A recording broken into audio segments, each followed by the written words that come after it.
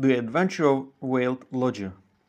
When one considers that Mr. Sherlock Holmes was in active practice for 23 years, and that during 17 of these I was allowed to cooperate with him and keep the nose of his doing, it will be clear that I have a mass of material at command. The problem has always been not to find, but to choose. There is a long row of yearbooks which fill a shelf, and there are the dispatch cases filled with documents.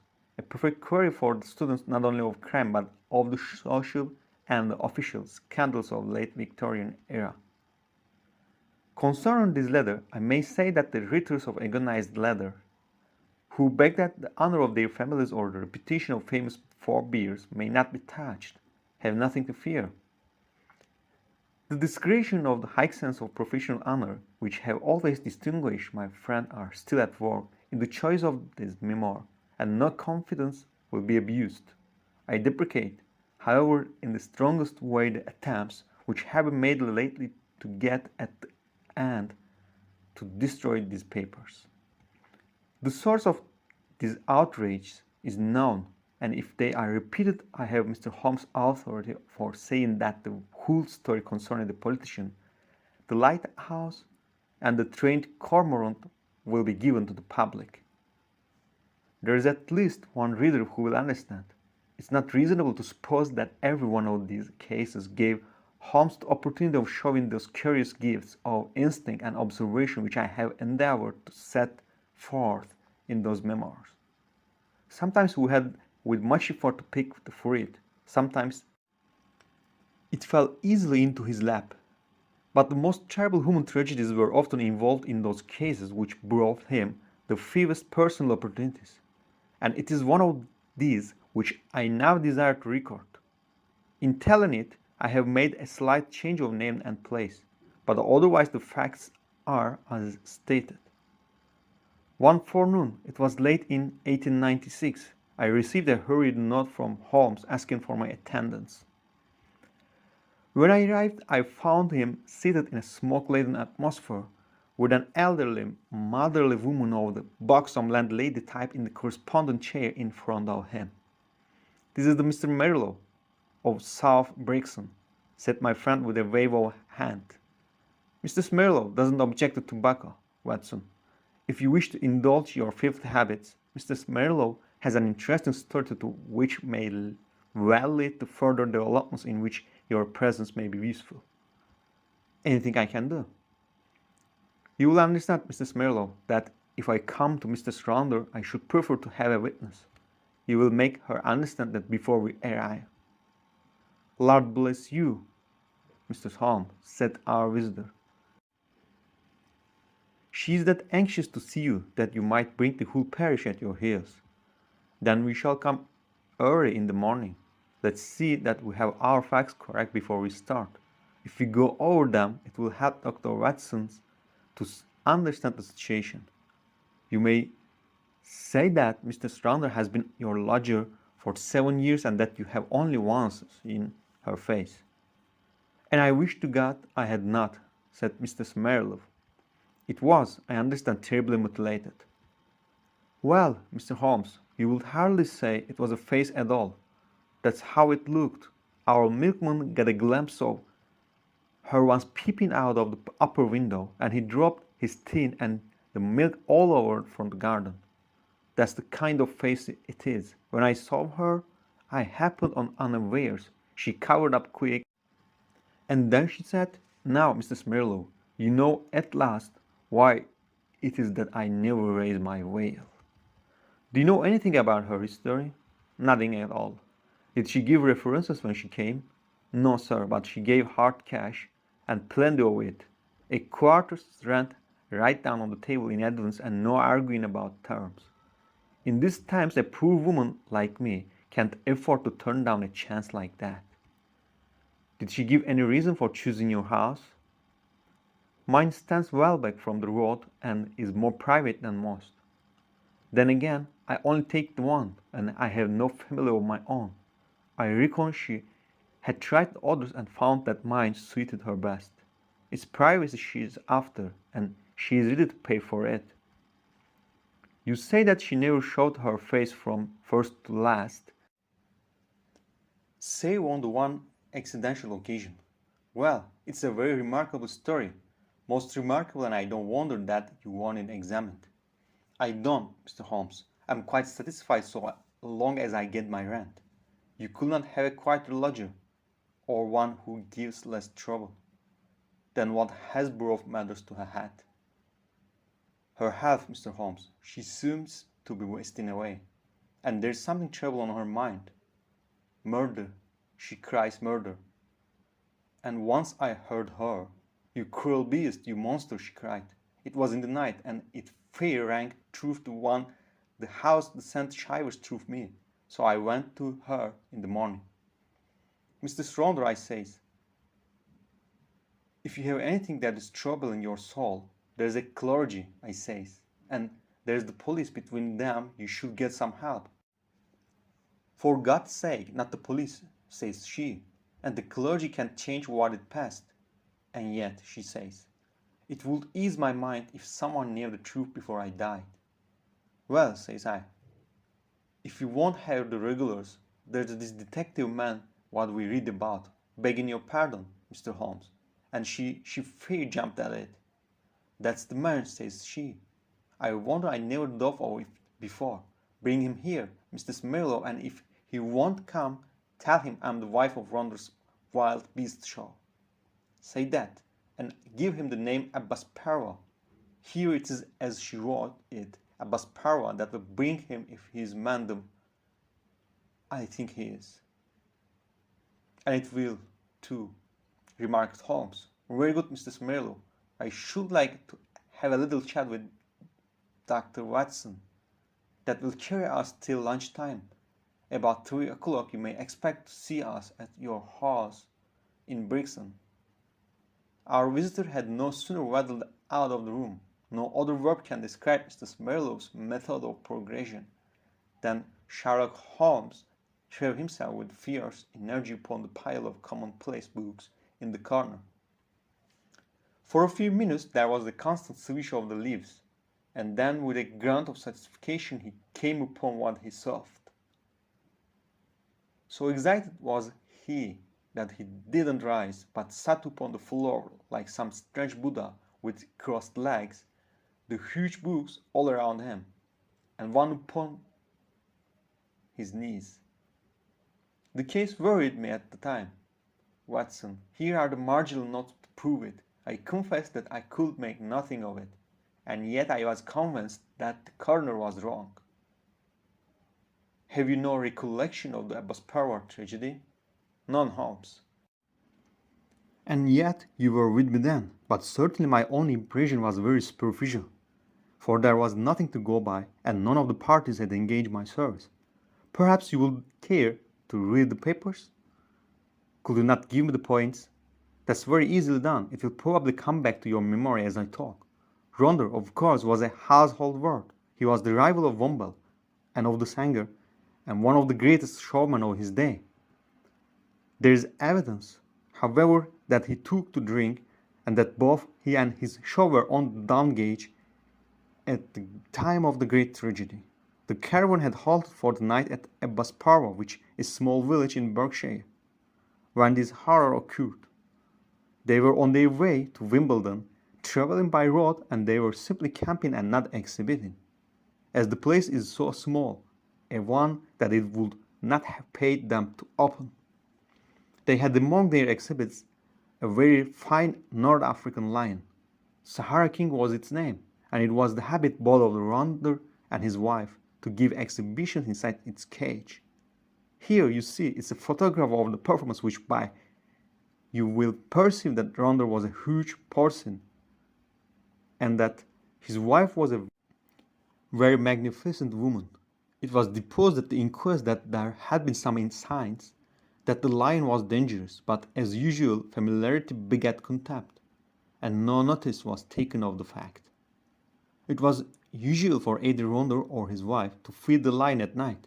Sometimes one went, sometimes both, but they never allowed anyone else to do it, for they believed that so long as they were the food carriers he would regard them as the benefactors or would never molest them. On this peculiar night, 7 years ago they both went, and a very terrible happening followed, the details of which have never been made clear. It seems that the whole camp was roused near midnight by the roars of the animal and the screams of the woman. The different grooms and employees rushed from their tents, carrying lanterns, and by daylight an awful sight was revealed. Ronder lay, with the back of his head crushed in deep claw marks across his scalp, some 10 yards from the cage, which was open. Close to the door of the cage lay Mrs. Ronder, upon her back with the creature squatting and snarling above her. It had torn her face in such a fashion that it was never thought that she could live. Several of the circus men, headed by Leonardo, the strong man and Greeks, the clown, drove the creature over with poles, upon which it sprang back into the cage and was at once locked in. How it had got loose was a mystery. It was conjectured that the pair intended to enter the cage, but that when the door was loosed and the creature bounded out upon them, there was no other point of interest in the evidence save that the woman in the delirium of agony kept screaming, "Coward, a coward," as she was carried back to the van in which they lived. It was 6 months before she was fit to give evidence. But the inquest was duly held, with the obvious verdict of death from the misadventure. What alternative could be conceived, said I. You may well say so, and yet there were 1 or 2 points which worried young Edmunds of the Berkshire Constabulary. A smart lad that. He was sent later to the Allahabad. That was how I came into the matter, for he dropped in a smoked pipe or two over it. A thin yellow-haired man? Exactly, I was sure you picked them, the trail presently. But what worried him? Well, we were both worried. It was so desolately difficult to reconstruct the affair. Look at it from the lion's point of view. He is liberated. What does he do? He takes half a dozen bounds forward, which brings him to Ronder. Ronder turns to fly. The claw marks were on the back of his head, but the lion strikes him down.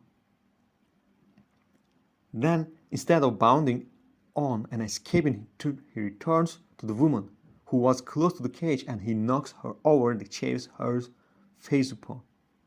Then again, those cries of hers would seem to imply that her husband had in some way failed her. What could the poor devil have done to help her? You see the difficulty? Quite. And then there was another thing. It comes back to me now as I think it over. There was some evidence that just at the time the lion roared and the woman screamed. A man began shouting in terror. This man Ronder, no doubt. Well, if his skull was smashed in, you would hardly expect to hear from him again. There were at least 2 witnesses who spoke of the cries of a man being mangled by those of a woman. I should think the whole camp was crying out by then. As to the other points, I think I could suggest a solution. I should be glad to consider it. The two were together, 10 yards from the cage, when the lion got loose. The man turned and was struck down. The woman conceived the idea of getting into the cage and shutting the door. It was her only refuge.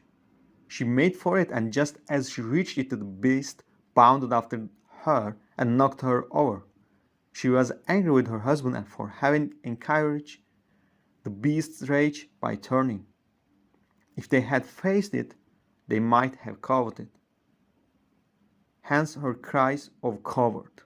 Brilliant, Watson. Only one flaw in your diamond. What is the flaw, Holmes? If they were both 10 paces from the cage, how came the beast to get loose? Is it possible that they had some enemy who loosed it?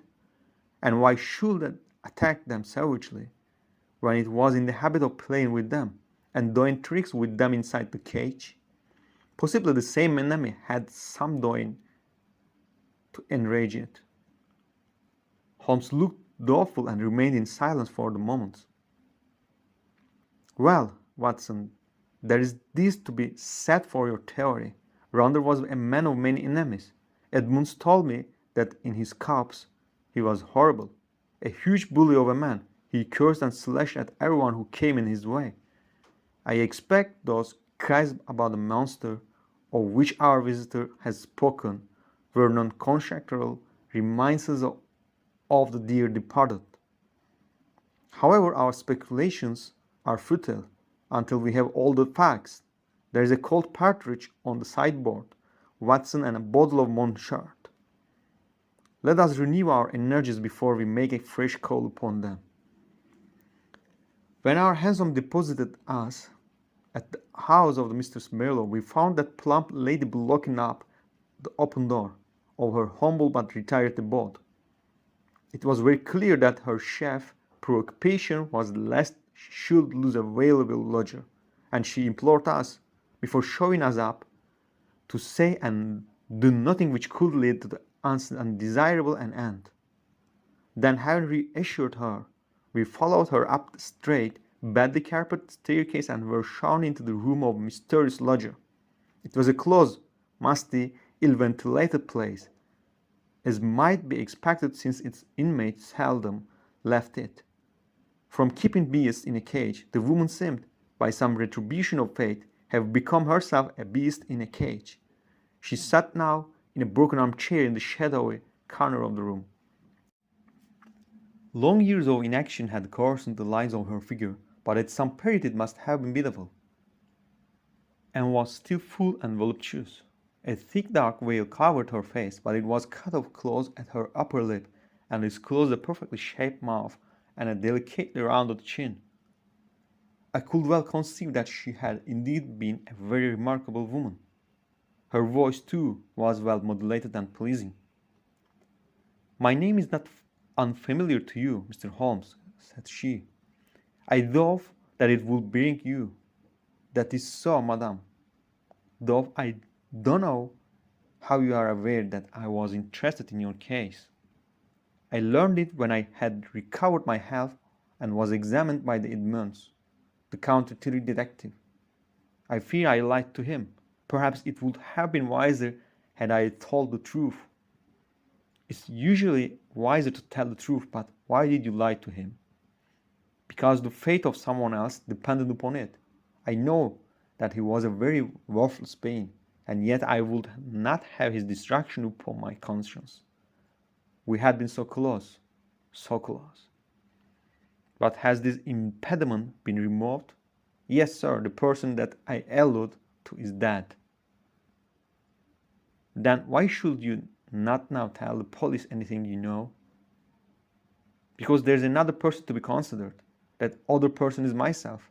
I couldn't stand the scandal and publicity which would come from a police examination.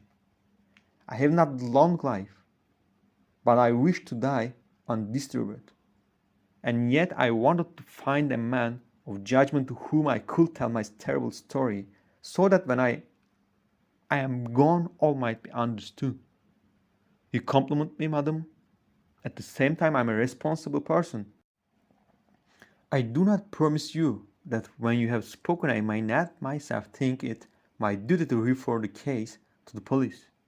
I think not, Mr. Holmes. I know your character and methods too well, for I have followed your work for some years. Reading is the only pleasure which fate has left me, and I miss the little which passes in the world. But in any case, I will take my chance of the use which you may make of my tragedy. It will ease my mind to tell it." "My friend, I would be glad to hear it." The woman rose and took from the drawer a photograph of a man. He was clearly a professional acrobat, a man of magnificent physique, taken with his huge arms folded across his swollen chest and a smile breaking from under his heavy mustache. The self-satisfied smile of the man of many conquests. "That's Leonardo," she said. "Leonardo, the strong man who gave evidence?" "The same, and this is my husband." It was a dreadful face, a human pig, or rather a human wild boar, for it was formidable in its bestiality. One could imagine that wild mouth camping and foaming in its rage, and one could conceive those small, vicious eyes darting pulmonaciously as they looked forth upon the world. ruffian, bully, beast. It was all written on that heavy-jowled face. Those two pictures will help you, gentlemen, to understand the story. I was a poor circus girl brought up on the sawdust, and doing springs through the hoop before I was 10. When I became a woman, this man loved me, if such lust as his can be called love, and in an evil moment I became his wife. From that day I was in hell, and he the devil who turned on me. There was no one in the show who didn't know of his treatment. He deserted me for the others. He tied me down and lashed me with his riding whip, and when I complained, they all pitied me and they all loathed him.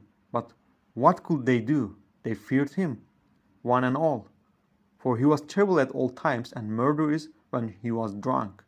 Again and again he was had up for assault and for the cruelty to the beasts, but he had plenty of money and the fines were nothing to him. The best men all left us, and show began to go downhill. It was only Leonardo and I who kept it up. With little Jimmy Griggs, the clown, poor devil, he had not much to be funny about. But he did what he could to hold things together. Then Leonardo came more and more into my life. You see what he was like.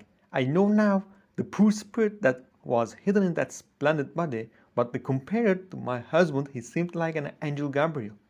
He pitied me and helped me, till at last our intimacy turned to love.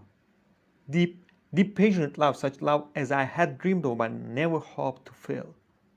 My husband suspected it, but I think that he was a coward as well as a bully, and that Leonardo was the one man that he was afraid of. He took revenge in his own way by torturing me more than ever. One night my cries brought Leonardo to the door of our van. We were near tragedy that night, and soon my lover and I understood that it could not be avoided. My husband was not fit to live. We planned that he should die. Leonardo had a clever, scheming brain. It was he who planned it. I do not say that to blame him, for I was ready to go with him every inch of the way. But I should never have had the wit to think of such plan. We made a club, Leonardo made it, and in the leaden head he fastened livelong steel nails. The points outward with such a spread of the lion's path. This was to give my husband his death blow, and yet to leave the evidence that it was the lion which we would lose who had done the deed. It was a pitch dark night when my husband and I went out, as was our custom, to feed the beast. We carried with us the raw meat in a zinc pail. Leonardo was waiting at the corner of the big van which we should have to pass before we reached the cage. He was too slow, and we walked past him before he could strike. But he followed us on tiptoe, and I heard the crash as the club smashed for my husband's skull. My heart leaped with joy at the sound. I sprang forward and undid the catch which held the door of the greatest lion's cage. And then the terrible thing happened. You may have heard how quick these creatures are to scent human blood, and how it exhausted them. Some strange instinct had told the creature in one instant that a human being had been slain. As I slipped the bars, it bounded out and was on me in an instant. Leonardo could have saved me. If he had rushed forward and struck the beast with a club, he might have cowed it. But the man lost his nerve. I heard him shout in his terror, and then I saw him turn and fly. At the same instant the teeth of the lion met in my face. Its hot, filthy breath had already poisoned me, and I was hardly conscious of pain. With the palms of my hands I tried to push the great steaming, blood-stained jaws away from me, and I screamed for help. I was conscious that the camp was stirring, and then dimly I remembered a group of men, Leonardo, Griggs, and others dragging me under the creature's path. That was my last memory, Mr. Holmes, for many a weary month. When I came to myself, and I saw myself in the mirror, I cursed that lion. Oh, how I cursed him! Not because he had turned away my beauty, because he had not turned away my life. I had but one desire, Mr. Holmes, and I had enough money to graffiti it. It was that I should cover myself so that my poor face should be seen by none, and that I should dwell where none whom I had ever known should find me. That was all that was left to me to do, and that is what I have done. A poor wounded beast that has crawled into his hole to die. That is the end of agony yonder. We sat in silence for some time after the unhappy woman had told her story. Then Holmes stretched out his long arm and patted her hand with such a show of sympathy as I had seldom known him to exhibit. "Poor girl," he said, "poor girl, the ways of fate are indeed hard to understand. If there is not some compensation hereafter, then the world is a cruel jest. But what is the man Leonardo? I never saw him or heard from him again. Perhaps I have been wrong to feel so bitterly against him. He might as soon have loved one of the freaks whom we carried round the counter as the thing which the lion had left. But a woman's love is not so easily set aside. He had left me under the beast's claws. He had deserted me in my need, and yet I couldn't bring myself to give him the gallows. For myself, I cared nothing what became of me. What could be more dreadful than my actual life? But I stood between Leonardo and his fate. And he is dead? He was drowned last month when bathing near Margate. I saw his death in the paper. And what did he do with the five-claved club? Which is the most singular and ingenious part of all story? I cannot tell, Mr. Holmes. This is a chalk pit by the camp, with a deep green pool at the base of it, perhaps in the depth of the pole. Well, it's a little consequence now. The case is closed. Yes, said the woman, the case is closed. We had risen to go, but there was something in the woman's voice which arrested Holmes' attention. He turned swiftly upon her. Your life is not our own, he said. Keep your hands off it. What use it to anyone? How can you tell? The example of patient suffering in itself, the most precious of all lessons an impatient world. The woman's answer was a terrible one. She raised her veil and stepped forward into the light. I wonder if you would bear it, she said. It was horrible. No words can describe the framework of a face when the face itself is gone. Two living and beautiful brown eyes looking sadly out from that grisly ruin did but make the view of her awful. Holmes held up his hand in a gesture of pity and protest, and together we left the room. 2 days later, when I called upon my friend, he pointed with some pride to a small blue bottle upon his mantelpiece. I picked it up. There was a red poison label. A pleasant almond odor rose when I opened it. Prussic acid, said I. Exactly, it came by post. I sent you my temptation. I will follow your advice. That was the message. I think, Watson, we can guess the name of brave woman who sent it.